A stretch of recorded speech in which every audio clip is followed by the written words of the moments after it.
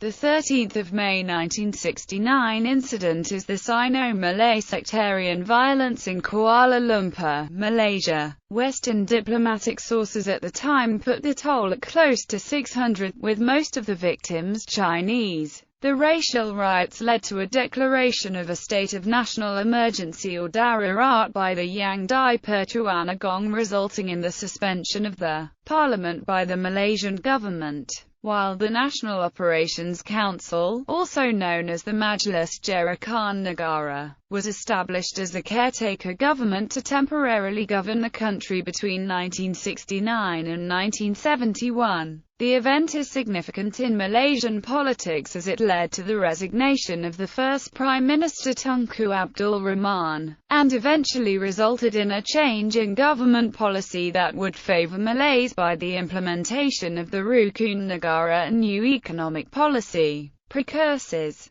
Ethnic divide. On 31 August 1957, Malaya gained its independence from Britain. The country, however, suffered from a sharp division of wealth between the Chinese, who dominated most urban areas and were perceived to be in control of a large portion of the country's economy, and the Malays, who were generally poorer and more rural. The special privileged position of Malay political power, however, is guaranteed under Article 153 of the Constitution, written during Malayan independence. There were heated debates between Malay groups wanting radical measures to institutionalize Malay supremacy, while Chinese groups called for their racial interest to be protected, and non-Malay opposition party members argued for a Malaysian Malaysia, rather than Malay privilege. There had been several incidents of racial conflict between the Malays and Chinese before the 1969 riots. For example, in Penang, hostility between the races turned into violence during the centenary celebration of Georgetown, which resulted in several days of fighting and a number of deaths in 1957. And there were further disturbances in 1959 and 1964, as well as a riot in 1967 which originated as a protest against currency devaluation but turned into racial killings. In Singapore, the antagonism between the races led to the 1964 race riots, which contributed to the expulsion of Singapore from Malaysia on 9 August 1965. 1969 national election. In the 1969 election, the governing coalition, the Alliance Party, faced a strong challenge from the opposition parties. In particular, the two newly formed and mainly Chinese parties, Democratic Action Party and Party Jarakan. The election was preceded by outbreaks of racial incidents that contributed to a tense atmosphere. A Malay political worker was killed by a Chinese gang in Penang, while a Chinese youth was shot and killed by police in Kuala Lumpur. Radical opponents called for the boycott of the election and threatened violence. But the funeral procession of the shot youth, which was held before the day before the election, passed peacefully. The general election was held on 10 May 1969. The election day itself passed without any incidents. The results showed that the alliance had won less than half of the popular vote, a large setback for the ruling coalition. On the national level, the alliance had gained a majority in the number of seats in the parliament, albeit a significantly reduced one. The number of seats won by the Chinese component of the alliance, the Malaysian Chinese Association, had been reduced by half. On the state level, the alliance had only gained the majority in Selangor by cooperating with the sole independent candidate, as the opposition had tied with the alliance for control of the Selangor state legislature. The alliance lost control of Kelantan and Perak, and the opposition Jarakan won control of the state government in Penang. Post-election celebrations. On the night of 11 and 12 May, the opposition parties DAP and Jarakan celebrated their success in the election. In particular, a large Jarakan procession welcomed the left-wing Jarakan leader V. David. The parades by the opposition parties were alleged to be highly provocative, with non-Malays taunting Malays. Some supporters of the opposition were said to have driven past the residence of the Selangor chief minister and demanded that he abandon the residence in favor of a Chinese. The celebrations by the opposition parties were seen as an attack on Malay political power, although the election results favored the Malays. The Malay newspaper Utusan Melayu suggested in an editorial that the results had jeopardized the future of Malay rule, and that prompt action was required to shore it up. On the 12th of May, members of UMNO Youth indicated to Selangor Menteri Besar Dato Harun Haji Idris that they wanted to hold a victory parade. UMNO then announced a procession, which would start from the Harun bin Idris's residence. Tunku Abdul Rahman would later call the retaliatory parade inevitable, as otherwise the party members would be demoralized after the show of strength by the opposition and the insults that had been thrown at them. Malays were brought from the rural areas into Kuala Lumpur, which was a predominantly Chinese city. Thousands of Malays, some of them armed, arrived to join the parade. Rioting. Early events. The UMNO procession was planned for the evening at 7:30 p.m. on Tuesday the 13th of May. On the morning of the 13th of May, Malays began to gather at the residence of Selangor Menteri Besar Dato Harun Haji Idris in Jalan Raja Muda on the edge of Kampung Baru. Although some were there as early as Sunday evening, the Malays came from various parts of Selangor such as Morab and Banting, as well as parts of Perak.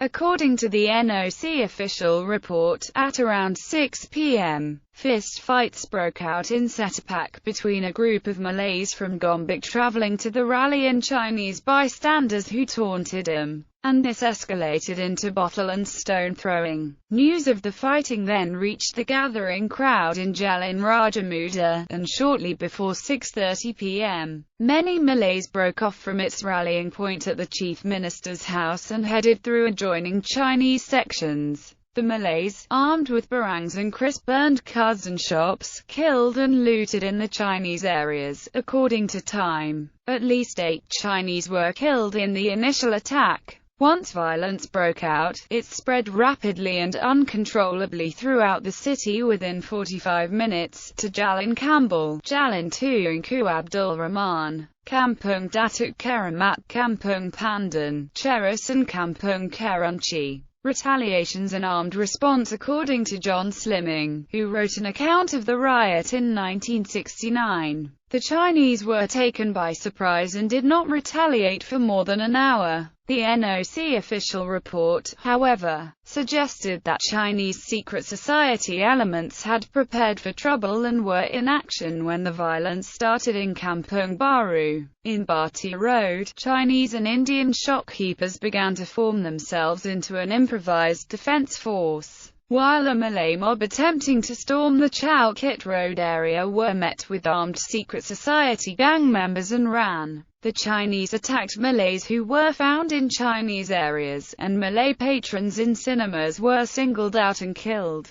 They also attempted to burn down the UMNO headquarters in Bati Road and besieged Salak South Police Station. Early in the evening, the rioters were met by police, who used tear gas in an attempt to control them. A 24-hour curfew for Kuala Lumpur was announced on the radio at 7:35 p.m. and repeated on television at 8 p.m. Later, between 8:30 and 9 p.m., a shoot-to-kill order was given by Inspector General of Police Mat Sulay. This was followed by another shoot-to-kill order from the Chief of Armed Forces, General Tunku Osman Jiva. The army was deployed and they entered the areas affected by rioting at around 10 p.m. Many people who were unaware of the curfew order were shot. Some were also shot while standing in their own doorways and gardens. Foreign correspondents reported seeing members of the Royal Malay Regiment firing into Chinese shop houses for no apparent reason. By 5 a.m. the next morning, the authorities at Kuala Lumpur General Hospital reported that there were about 80 dead. Members of the hospital staff also reported that the initial casualties between 7 and 8:30 p.m. had all been Chinese suffering from parang slashes and stab wounds.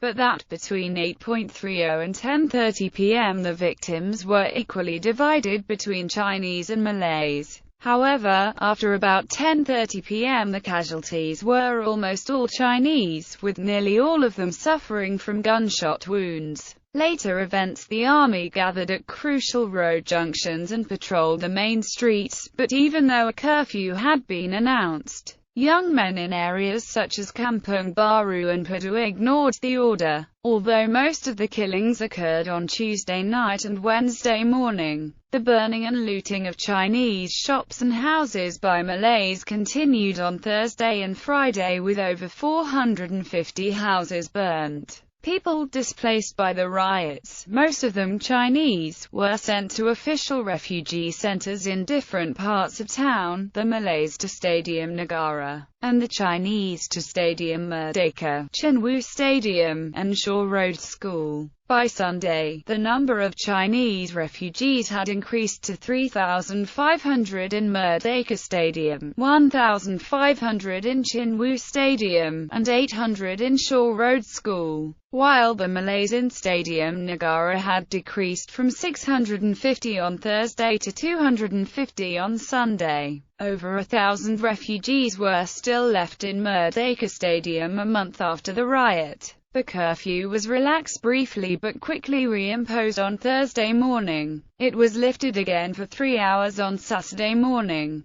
The curfew was gradually relaxed as the situation slowly returned to normal, but by the end of the month the curfew was still in force from 3 in the afternoon until 6:30 in the morning. The violence was concentrated in urban areas, and except for minor disturbances in Malacca, Perak, Penang and Singapore, where the populations of Chinese people were similarly larger, the rest of the country remained calm. On the 28th of June 1969, rioting broke out again in Central when Malays attacked Indians, and 15 were killed. Casualties: according to police figures which are disputed, 196 people were killed in the riots. The official figures gave 143 of the dead as Chinese, 25 Malay, 13 Indian, and 15 others, although unofficial figures suggested higher number of Chinese deaths. Western diplomatic sources at that time put the toll at close to 600,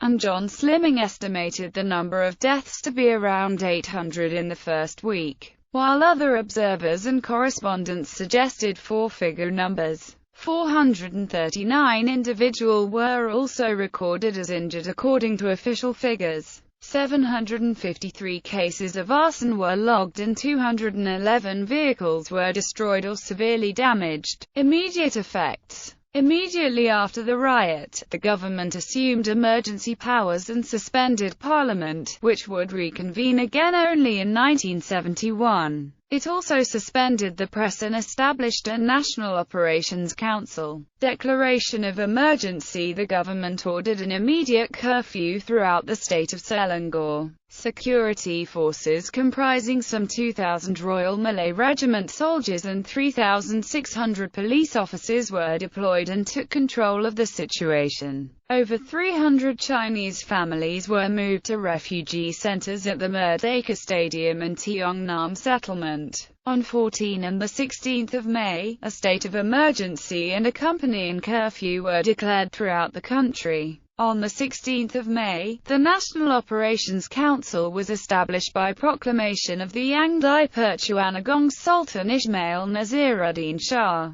headed by Tun Abdul Razak. With Parliament suspended, the NOC became the supreme decision-making body for the next 18 months. State and district operations councils took over state and local governments. The NOC implemented security measures to restore law and order in the country, including the establishment of an unarmed vigilante corps, a territorial army, and police force battalions. The restoration of order in the country was gradually achieved. Curfews continued in most parts of the country, but were gradually scaled back. Peace was restored in the affected areas within 2 months. In February 1971, parliamentary rule was re-established. Official assessment: The NOC released a report on 9 October 1969, and it cited racial politics as the primary cause of the riots, but was reluctant to assign blame to the Malays. The Malays, who already felt excluded in the country's economic life, now began to feel a threat in their place in the public services. No mention was ever made by non-Malay politicians of the almost closed-door attitude to the Malays by non-Malays in large sections of the private sector in this country. Certain non-Malay racialist election speakers constantly worked up non-Malay passions against Malay policemen and officers, alleging partial treatment of the enforcement of the law. They contributed directly to the breakdown in respect for the law and authority amongst sections of the non-Malay communities. It also attributed the cause of the riots in part to both the Malayan Communist Party and secret societies. The eruption of violence on 13 May was the result of an interplay of forces. These include a generation gap and differences in interpretation of the constitutional structure by the different races in the country, the incitement, intemperate statements and provocative behaviors of certain racialist party members and supporters during the recent general election, the part played by the Malayan Communist Party and secret societies in inciting racial feelings and suspicion, and the anxious and later desperate mood of the Malays with a background of Sino-Malay distrust, and recently, just after the general elections, as a result of racial insults and threat to their future survival in their own country. Extract from the 13th of May tragedy. A report by the National Operations Council, October 1969. It however said that the trouble turned out to be a communal clash between the Malays and the Chinese, rather than an instance of communist insurgency. The report also denied rumors of lack of even-handedness by the security forces in their handling of the crisis. Tunku Abdul Rahman, in a book released 2 weeks before the report, blamed the opposition parties for the violence, as well as the influence of the communists, and thought that the incidents were sparked off by Chinese communist youths. He absolved the majority of the Malays, Chinese and Indians of any responsibility, and considered the Malays who converged in Kuala Lumpur on May 14 to be merely responding to intolerable provocations. Aftermath. The Rukun Negara, the de facto Malaysian Pledge of Allegiance, was a reaction to the riot. The pledge was introduced on 31 August 1970 as a way to foster unity among Malaysians. The Malay nationalist Mahathir Mohamad blamed the riot on the government, especially the then Prime Minister Tunku Abdul Rahman, for being simple-minded, and not planning for a prosperous Malaysia where the Malays have a share of the economic stake. The Tunku in turn blamed extremists, such as Mahathir, for the racial clashes, which led to the expulsion of Mahathir from UMNO. It propelled Mahathir to write his seminal work The Malay Dilemma, in which he posited a solution to Malaysia's racial tensions based on aiding the Malays economically through an affirmative action program. The affirmative action policies included the new economic policy, and the creation of Kuala Lumpur as a federal territory out of Selangor State in 1974, 5 years later. After the riots, Tunku Abdul Rahman was forced into the background, with the day-to-day running of the country handed to the Deputy Prime Minister, Tun Abdul Razak, who was also the director of the National Operations Council. On the 22nd of September 1970, when the Parliament reconvened, the Tunku resigned his position as Prime Minister, and Tun Abdul Razak took over. In an attempt to form a broader coalition, the Barisan Nasional was formed in place of the Alliance Party, with former opposition parties such as Gerakan, PPP, and PAR invited to join the coalition. After the 1969 riot, UMNO also began to restructure the political system to reinforce its power. It advanced its own version of Ketuan and Melayu, whereby the politics of this country has been, and must remain for the foreseeable future, native, i.e., Malay-based. That was the secret of our stability and our prosperity, and that is a fact of political life which no one can simply wish away. This principle of Ketuan and Melayu had been repeatedly used in successive election by UMNO to galvanize Malay support for the party.